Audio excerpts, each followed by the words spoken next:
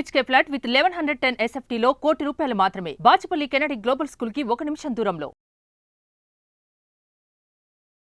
నమస్తే, welcome back to Suman TV. నేను మీ సంజయ్. ఈరోజు మనతో పాటు ఉన్నారు amphi digital mutual fund distributor మరియు ఇన్సూరెన్స్ ప్లానర్ శ్రీనివాస్ రెడ్డి గారు. ఆయనతో మాట్లాడి కొన్ని విషయాలు తెలుసుకుందాం. నమస్కారం సార్. నమస్తే సంజయ్. మేజర్గా చూస్తుంటే చాలా చోట్ల క్రెడిట్ కార్డ్ యూసేజ్ ఎక్కువ అవుతుంది. ఇప్పుడు ఆన్లైన్లో ఆఫర్స్ ఏమైనా ఉన్నాయి, షాపింగ్ యాప్స్ ఇవన్నీ చాలా వచ్చేసినాయి, ఆన్లైన్ యాప్స్.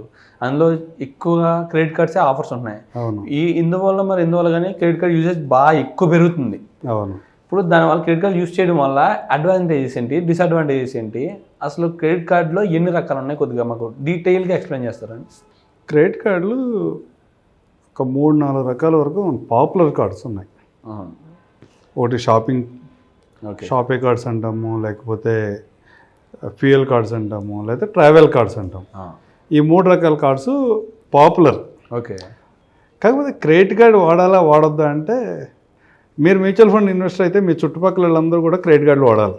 అదేంటి సార్, దానికి ఇంకేంటి మధ్యలో ఏం కొంటారు క్రెడిట్ కార్డుతో? క్రెడిట్ కార్డ్ అంటే మ్యాక్సిమం యూస్ చేసేది గ్రాసరీస్, మూవీ కొంటారు, మూవీకి వెళ్తారు, PVR స్టాక్ పెరిగిద్ది. ఓకే. వైన్ తీసుకున్నాడు అనుకున్నాం, వాడి స్టాక్ పెరుగుతుంది. లేకపోతే మొబైల్ ఫోన్ కొన్నాడు, వాడి స్టాక్ పెరుగుతుంది. కంపెనీ స్టాక్ పెరిగితే అది సొసైటీకి ఉపయోగమే. ఓకే.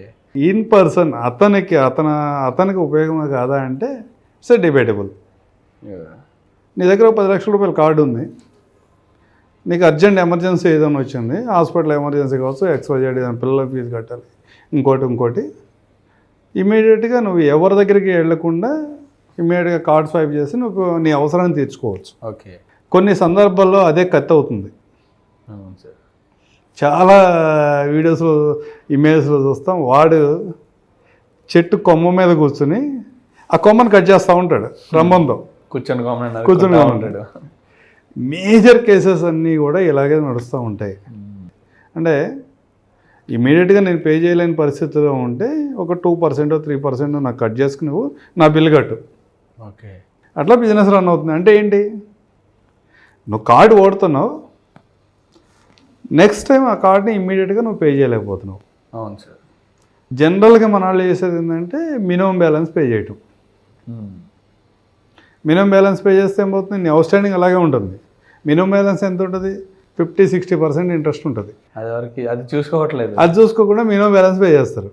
కొన్ని యూట్యూబ్ ఛానల్ చూసిన తర్వాత లేదా ఫ్రెండ్స్ చెప్పినందువల్ల కొన్ని ఆప్షన్స్ వీళ్ళకి కూడా ఐడియా వచ్చి, రే మనం ఇంత అనవసరంగా పే చేస్తున్నామని ఎవరో క్రెడిట్ కార్డ్ స్వైపింగ్ ఎక్కడో క్రెడిట్ కార్డ్ స్వైప్ చేసి వాళ్ళకి కొంచెం ఎక్స్ట్రా పే చేసి ఆ మనీ తీసుకొచ్చి ఇక్కడ పే చేసుకుని మళ్ళీ కార్డు స్వైప్ చేస్తారు. ఇదొక ఆప్షన్తో చేస్తాను. అసలు కంపెనీస్ క్రెడిట్ కార్డ్స్ ఎందుకు ఇస్తున్నాయి? నేను డెవలప్ అవ్వమని ఇస్తున్నాయా, లేకపోతే నీ ఫైనాన్షియల్ సిచ్యువేషన్ని వాళ్ళ కంట్రోల్లో తీసుకోండి అనేది మీరు ఆలోచించుకోవాలి. ఓకే. నీకు అవసరం లేదు. ఒక బీటెక్ స్టూడెంట్ 3rd ఇయర్ అయిపోయేపాటికి అతనికి ఏ ఫైనాన్షియల్ స్టేటస్ లేకపోయినా కానీ కంపెనీస్ క్రెడిట్ కార్డ్ ఆఫర్ చేస్తున్నాయి. అవును సార్. అతనికి స్పెండింగ్ అలవాటు చేస్తున్నాయి, స్పెండింగ్ అలవాటు చేస్తున్నాయి. అతను జాబ్ వచ్చేపాటికి అతని దగ్గర ఒక 4-5 క్రెడిట్ కార్డులు ఉంటున్నాయి. అవును సార్. అంటే అతను 30,000 శాలరీయో 40,000 శాలరీయో ఉన్న ఒక ఎంప్లాయీకి దగ్గర 5 to 6 lakhs క్రెడిట్ కార్డు ఉంటుంది. మన మార్కెట్ డ్రైవ్ చేస్తుంది, మన లైఫ్ని మనం లీడ్ చేయట్లేదు, మార్కెట్ లీడ్ చేస్తుంది మన లైఫ్ని. అలాంటి సందర్భంలో ఏమవుతుంది, ఏది పడితే అది బై చేసాడు అనుకోండి, ఎవరు పే చేయాలి? వాడి పే చేయాలి. మళ్ళీ పే చేయకపోతే ఏం చేస్తాం? Interest rates. దానికోసమే క్రెడిట్ కార్డ్ సెల్ చేస్తున్నాయి బ్యాంక్స్. బిజినెస్ రెగ్యులర్గా బిల్ డేట్ అవగానే నేను కార్డు యూజ్ చేశాను, ఇప్పుడు 40 days లోపు కాదు ఇమ్మీడియట్గా నేను పే చేశాను, ఇప్పుడు చాలా మంది. మీకేంటి లాభం? అవును సార్. నా దగ్గర ఒక 5 లక్షల రూపాయల కార్డు ఉంది, నా బిజినెస్ అవసరం ఉంది, ఈరోజు బిల్ జనరేట్ అయింది, రేపు నేను ఆ కార్డు నుంచి ఒక 4 lakhs 5 lakhs యూజ్ చేసుకున్నాను. విత్ ఇన్ ద 40 days కనుక నేను పే చేస్తాను, రీపేమెంట్ చేస్తే నాకేమీ సింగిల్ రూపీ కూడా ఎక్స్ట్రా ఛార్జ్ పడదు. ఒకవేళ కట్టలేకపోతే ఏదో సందర్భంలో యాంగ్జైటీతోనో లేకపోతే అవసరంతోనో వాడకపోతాడా, మనకి ఎక్స్ట్రా ఇంట్రెస్ట్ పే చేయకపోతాడా, బిజినెస్ మోడల్. అంతేకాకుండా సార్ ఇప్పుడు ఇయర్లీ మెయింటెనెన్స్ ఛార్జెస్ కూడా కట్ అవుతాయి అనుకుంటా సార్. ఇయర్లీ మెయింటెనెన్స్ ఛార్జెస్ ఇవ్వడం కట్టలో చాలా తక్కువ. మన వాళ్ళందరూ కూడా ఓవర్ స్మార్ట్, ఆ ఇబ్బంది ఏం లేదు. ఇయర్లీ మెయింటెనెన్స్ ఛార్జెస్ ఉన్న కార్డ్స్ 90% మన వాళ్ళు వాడరు. కాకపోతే కార్డ్ని ప్రాపర్గా వాడేవాళ్ళు కూడా ఉంటారు. అవును. నీ దగ్గర ఒక 2 లక్షల రూపాయల కార్డు ఉండి నువ్వు మంత్లీ ఒక 50,000 రూపాయలు కనుక యూజ్ చేస్తా ప్రాపర్గా వాడితే నీ ఫైనాన్షియల్ ప్లానింగ్ అయిపోయింది, నీ రిటైర్మెంట్ ప్లాన్ అయిపోయింది. క్రెడిట్ కార్డుతో కూడా.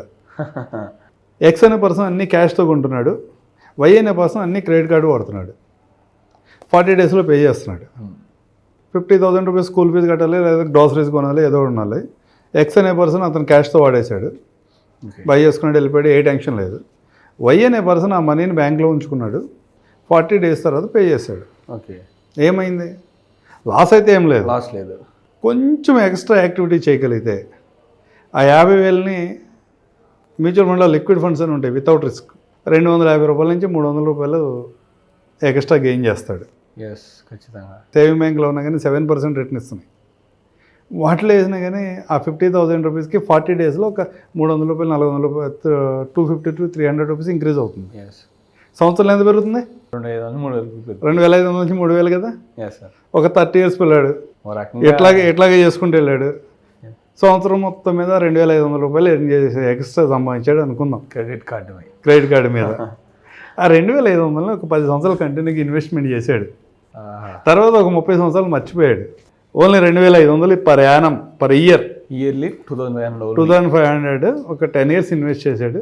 తర్వాత ఒక 30 సంవత్సరాలు మర్చిపోయాడు. అంటే 20 years పిల్లాడు 30 years వరకు చేశాడు, 30 నుంచి 60 వరకు వదిలేశాడు. ఆ ఇన్వెస్ట్మెంట్ ముట్టుకోలే. అతని వాల్యూ ఎంతో తెలుసా? 38 lakhs.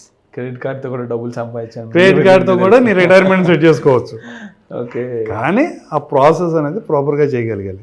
కానీ ఎంతమంది చేస్తున్నారు క్రెడిట్ కార్డ్తో ఈ విధంగా చేసేవాళ్ళు ఉన్నారంటే less than 1%.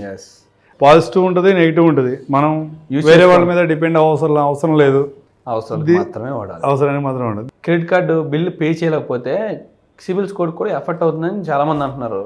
దాని ఎఫెక్ట్ ఎలా ఉంటుంది సార్ సిబిల్ స్కోర్ మీద? సిబిల్ స్కోర్ ఎఫెక్ట్ అయితే ఏమవుతుందంటే ఫ్యూచర్లో నీకు ఏ లోన్స్ రావు. ఓకే, సిబిల్ స్కోర్ పోతే లోన్స్ రాకపోతే మంచిదే.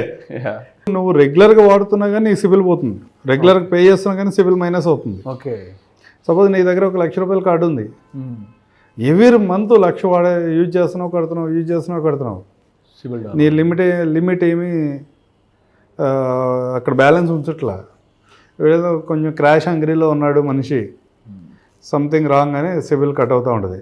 ఓకే, నీ సిబిల్కి ఇబ్బంది లేకుండా నీ కార్డుని యూజ్ చేయాలంటే మినిమం 30% కంటే ఎక్కువ యూజ్ చేయొద్దు. 70% అవుట్ స్టాండింగ్ ఎప్పుడు కూడా అక్కడ బ్యాలెన్స్ ఉంటే కార్డులో నీకు ఎలాంటి సిబిల్ ఎఫెక్ట్ కాదు.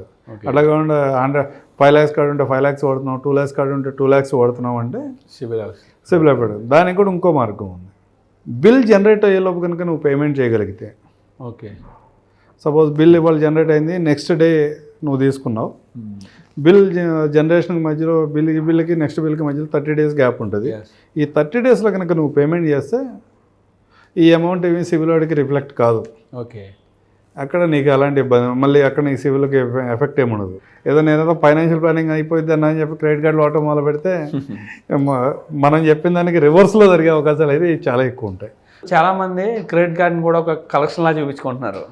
వాళ్ళ వాలెట్లో కానీ ఇదిలో కానీ ఒక different type of banks credit కార్డ్స్ని చూపించుకుని నా దగ్గర ఈ బ్యాంక్ కార్డు ఉంది, ఈ బ్యాంక్కి సంబంధించిన క్రెడిట్ కార్డు ఉందని చెప్పేసి ఫీల్ అవుతున్నారు. అలాంటి వాళ్ళకి మీరు ఏం చెప్తారు సార్? ఇవాళ కెమెరా ఫోన్స్ వచ్చిన తర్వాత ఏమైందంటే వేరేవాడు ఎవడో మంచి కారు బయట రోడ్డు మీద ఉంటే గౌకుని ఫోటో తీసుకుని వెళ్ళిపోతాడు. ఆ ఫోటోని స్టేటస్లో పెట్టుకుంటాడు. అవతల నాది అనుకుంటాడా? మన గురించి వాళ్ళకి తెలుసుగా బేసిక్గా. నీ చుట్టుపక్కల అయితే నీ గురించి అంత ఎక్స్పెక్ట్ చేయడుగా. ఇది కూడా అదే పరిస్థితి. నాది అనుకున్నావు అనుకో, ఇట్లాగే చూపించుకుంటా నీ స్టేటస్ని ఎక్కువగా చూపించుకున్నావు అనుకో, ఏమైతే అది మెయింటైన్ చేయాలి కదా రోజు. కార్డు చూపిస్తావు కానీ నువ్వైతే వాడవు, ఉపయోగం ఏముంది? మెయింటెనెన్స్ ఛార్జెస్ ఆ కార్డులకి ఏమైనా ఉన్నాయి అనుకో, పే చేస్తుంది, దానివల్ల పెద్దగా ఉపయోగం ఏమి ఉండదు. ఓకే సార్, ఇవన్నీ చేసేది 30 లోపడే. అవును, ఆబ్వియస్గా పెళ్ళి ఉండదు. అవును, ఇప్పుడు అన్ని క్రెడిట్ కార్డులు చూపిస్తున్నాడు అంటే కనుక రేపు ఏమన్నా పిల్లలు ఇచ్చేవాళ్ళు అయితే చాలా జాగ్రత్తగా చూసుకోండి. వాడు సిబిల్ రిపోర్ట్ చూసిన తర్వాత మాత్రమే పిల్లనివ్వండి. ఓకే, మనం మంచి చెడు గురించి అన్నీ మాట్లాడుకునేటప్పుడు మ్యారేజ్ చూసేటప్పుడు అందరూ ఎంక్వైరీ చేస్తారు కదా. అవును సార్, ఫైనాన్షియల్ డిసిప్లిన్ ఎంత ఉందో కూడా చూసుకోవాలి. అవును సార్. అందుకని సివిల్ రిపోర్ట్ చూడమని చెప్తారు, చాలామంది చెప్తారు, మనమే కాదు. వాళ్ళ లేటెస్ట్ ట్రెండ్ అది. Okay sir, thank you very much sir. Credit card usage అనేది కొన్ని విషయాల్లో మంచిదే, కొన్ని విషయాల్లో చెడ్డదని, అది వాడే విధానంలో మనం మార్పులు చేసుకోగలిగితే క్రెడిట్ కార్డ్ కూడా ఒక మంచిగా అని చాలా అర్థమయ్యేలా చెప్పినందుకు thank you very much sir. Thank you Sanjay.